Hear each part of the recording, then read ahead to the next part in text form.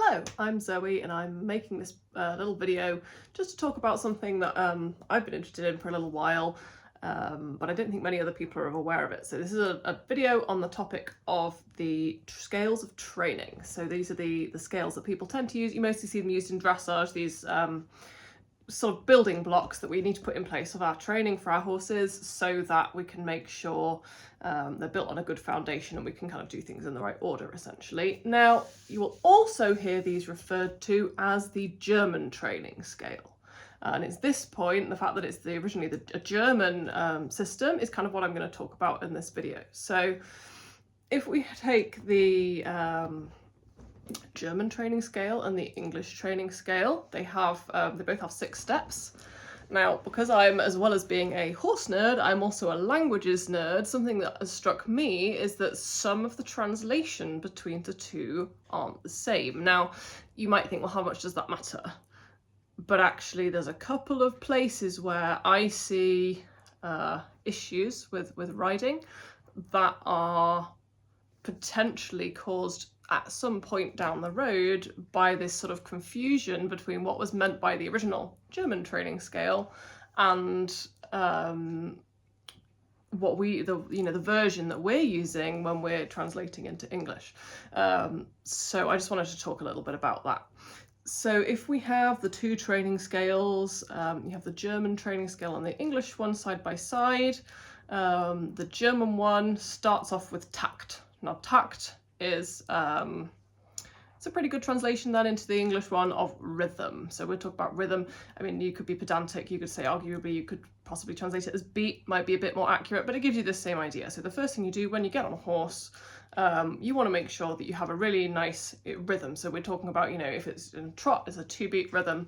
If you're walking, you want this 4-beat rhythm. So making sure you've got that sort of even regularity in the gait. And until you've got that, you really can't do a great deal. Now, horses, when you first get on a young horse, there can be problems with the rhythm, mainly because they don't really know how to use themselves correctly with the extra weight of the rider on the back. So that's the main aspect of when you be initially training in the rhythm. And then as you get to more complicated movements, you say, okay, maybe I'm going to move the haunches over, and the horse is like, I don't know how to use my body with my bum over there. So they maybe need a little bit of time just to re-establish that rhythm. So that one's a fairly reasonable translation. It's a perfectly serviceable, perfectly useful translation. It's the next 2 where I think we start to run into issues. So the second step. So the second item on the German training scale is Losgelassenheit. Now, the English version has relaxation. Okay, so that's the translation that we work with. Now, when you look at this lovely, and I think part of this is German has these really beautiful, really long compound words that drive German learners up the wall. I'm not a native German speaker. I've had to learn German. I'm a language nerd as well as a horse nerd. And you have these really long words, compound words, where we need a word for this. We're just going to get different bits and we're going to glue them. The technical word is agglutination, and you just stick these bits together until you get a nice long word that means exactly what you want it to mean. Now, Losgelassenheit, the los bit at the beginning means loose, or one meaning would be loose. The lassen part, or gelassen, so the lassen part means letting or allowing. And height is like sort of, in English we sort of say ness, so it's like loose lettingness, allowing something to be loose. Now, when you look at the English translation, you see relaxation, you think that's fine. If you're letting something be loose, it's relaxed. Now, because I've read, I have here my copy of Gymnasium des Pferdes, which I'm making my way through slowly because this is the German edition, but if you have all these cavalry manuals, I've read quite a few of them by German cavalry riders, trainers, they will talk about loosening the muscles over the horse's back so that they can come forward. So you have your U-necked sort of position, your sky, staring at the sky, and then we sort of think about the horse coming around into an outline is how we sometimes also talk about it, which again I think comes back a little bit to these problems that I'm talking about with the training scale translation. So they relax the muscles in the back. So relax kind of works as a translation. You get this sort of arched this arched look to the horse when they're relaxed and they're moving. They've lost that tension. But the problem I have with it is that relaxation is not necessarily Losgelassenheit. So if a horse has Losgelassenheit, a sort of prerequisite for it is that the horse has to be relaxed. But if you're thinking about this loose lettingness, so allowing the muscles really to be loose, which of course for the muscles to be loose, the horse has to be sort of mentally relaxed as well as physically relaxed. But you've got this idea of letting the muscles be loose. Now a horse that is relaxed, I mean, my horse, he can be out there minding his own business in the field. He's relaxed, but he doesn't have this Losgelassenheit that we're talking about, this looseness over the back, which allows that correct movement. So you'd have, I would argue that relaxation is not a actively wrong translation. So you can say that the two kind of, you can see where they got one from the other, but just saying a horse has to be relaxed. Yeah, a horse can be relaxed standing in a stable. A horse can be relaxed having a nap. It doesn't mean they've got Losgelassenheit. So this idea of loosening over the back, so you get your rhythm, you get on your horse for the, you know, not the first time, but when you're first introducing the horse to being ridden, you get the rhythm even. Say you're trotting along, you've got this nice 2-beat rhythm, and then it kind of starts to learn, okay, this feels okay. They relax mentally. They learn not to sort of move funny under the base of under the weight of the rider, and you get this Losgelassenheit, loose lettingness, and you get that nice relaxed sort of shape to the back. So that's what we should be doing. You know, when you get on a young horse, forget about its head. When it's loose, you'll start to come towards that correct shape, which is more than just a simple relaxation. So that's the kind of point. So this is where you're sort of visualizing your mind. Okay, I get the rhythm right. And then I want to establish this looseness. And the reason I always find myself doing this, so you imagine this, like, you can imagine it with yourself, your own spine, you sort of relax it over. Now the next thing that happens once you have got this relaxation, the Losgelassenheit, the next thing that happens is that the horse comes through into the third step of the training scale, which in German is Anlehnung, and in English is what do we use? This is what always happens to me. I always forget what the English one is because it's not logical to me.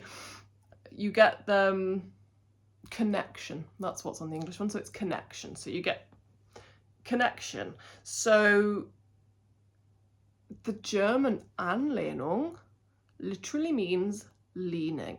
So the horse is leaning into your hand. Now, I can see why they didn't use leaning, because leaning tends to have a negative connotation, because obviously you can get a horse that really like puts a lot of weight into your hand and you lean it, oh, you feel like you're holding its head up, and that's not what you want. But you do want this feeling, like this is really the feeling of a correct contact, is a very gentle pressure against your hand from the horse's neck. So it loosens over the back, Losgelassenheit, allowing the muscles to be loose, and then it just puts its nose gently forward, and you can just feel the horse in your reins with this gentle leaning. Now, depending on what the horse is doing, sometimes it can be, you know, initially at first it tends to be quite gentle, or it can be, you know, you can feel quite a strong contact from the horse. But this is, I think, the crucial difference.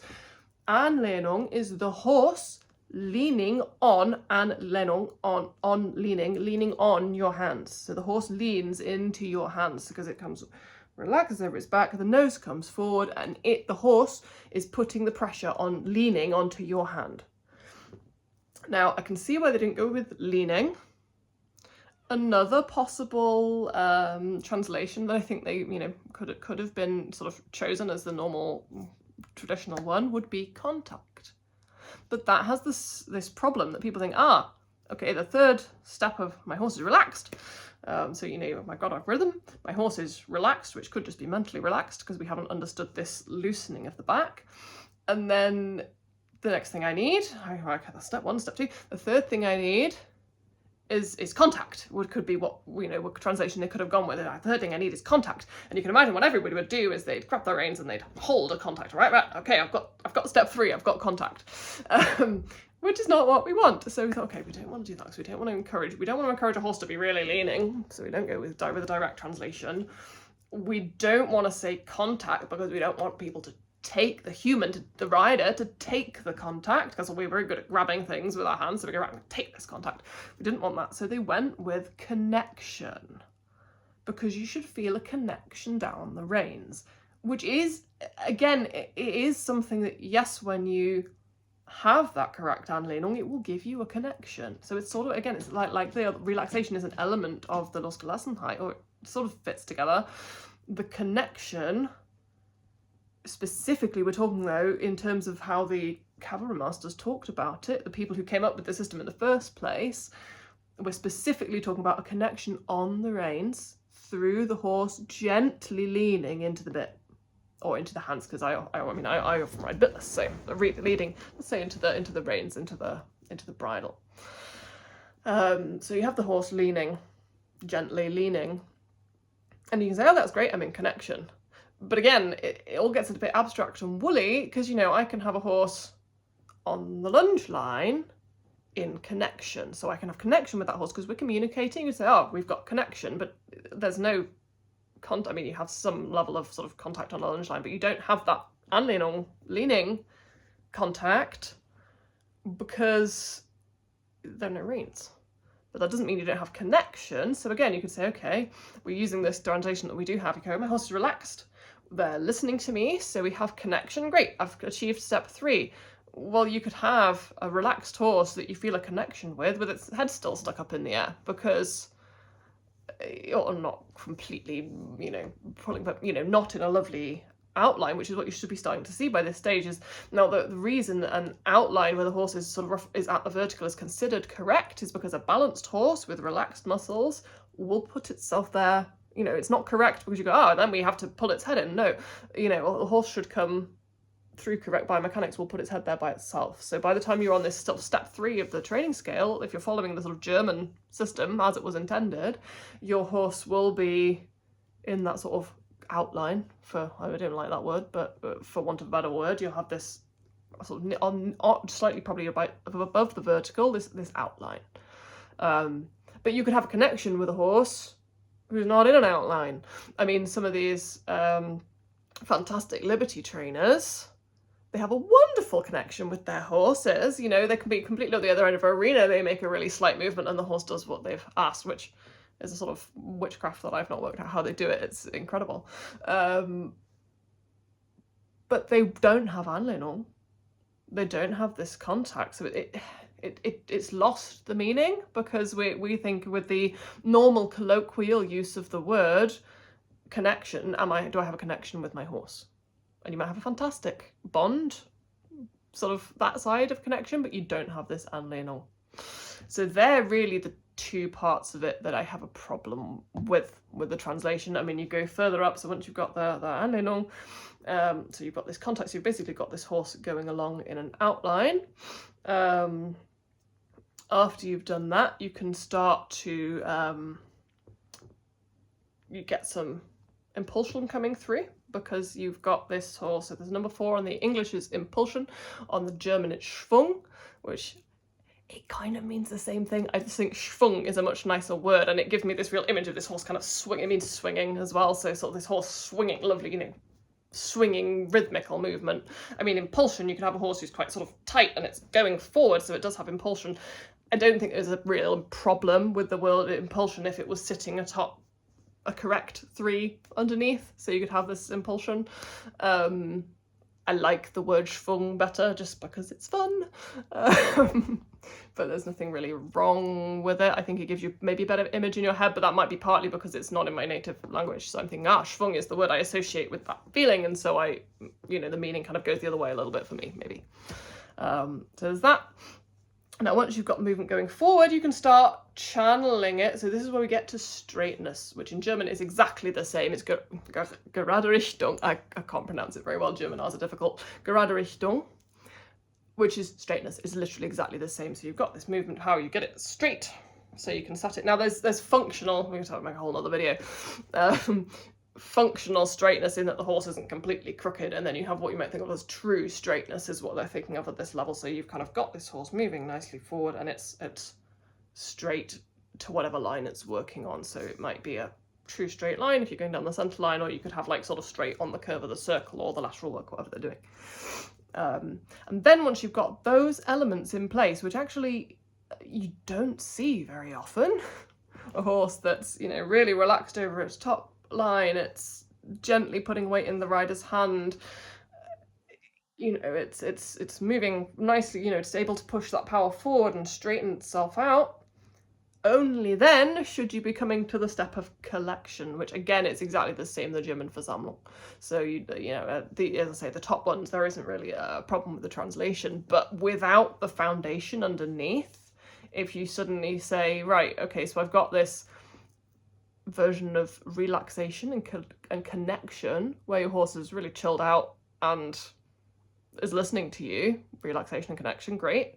And then you try and get this sort of true straightness and impulsion and collect, you're going to have problems because you haven't got that body posture, which is implied in the German training scale that's kind of lost in translation. So that's my take on it. I'm sure there are native German speakers who could possibly agree or disagree with my interpretation of the what was meant by this original translation. But it really, for me, I mean, I learned about the training scale the first time years ago when I was on like 12. And I've come back to them, I've seen them over and over again, and I was like, well, this just seems completely arbitrary. It doesn't make any sense. You know, I don't understand how this is supposed to be a really logical training scale. And then through being a language nerd, I looked up the German. I thought, I wonder what the original German training scale is. And I just looked at it and went, oh, sorry, excuse my cat. I just looked at it and I thought, oh, that makes so much sense.